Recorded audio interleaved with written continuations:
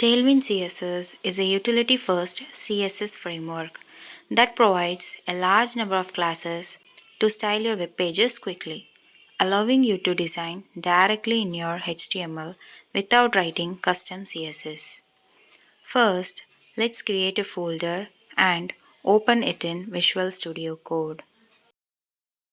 Next, we will visit the official Tailwind CSS website to get started. There are different installation methods, but we will begin with the simplest one, the Play CDN.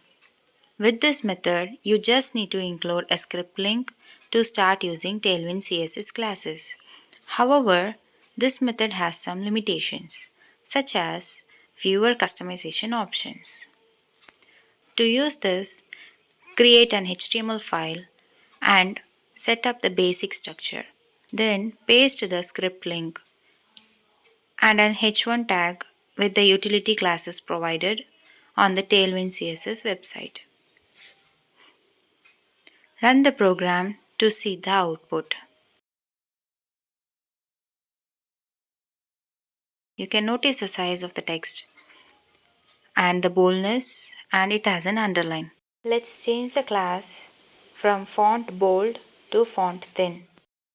Remove the underline and apply a background color. You can see how easy it is to use the Play CDN for quick styling.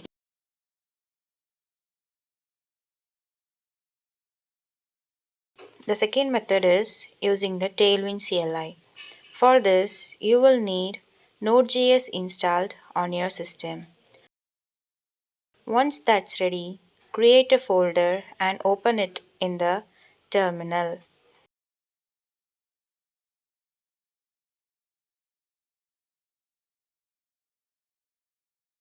The first step is to install Tailwind CSS using this command, which will add Tailwind CSS as a development dependency. These are the node packages installed with Tailwind CSS. Next, run npx tailwind css init to create the default configuration file. This file allows you to configure your template paths for all the files where you want to use Tailwind CSS classes.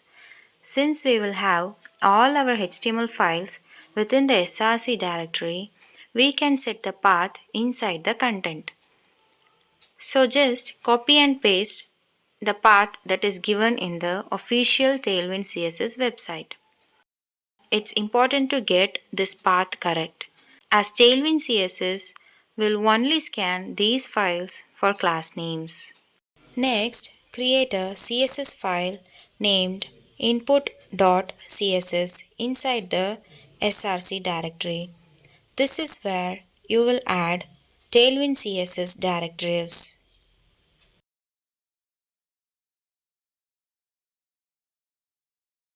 Now, we need to run a command to make Tailwind CSS build the styles using the input file.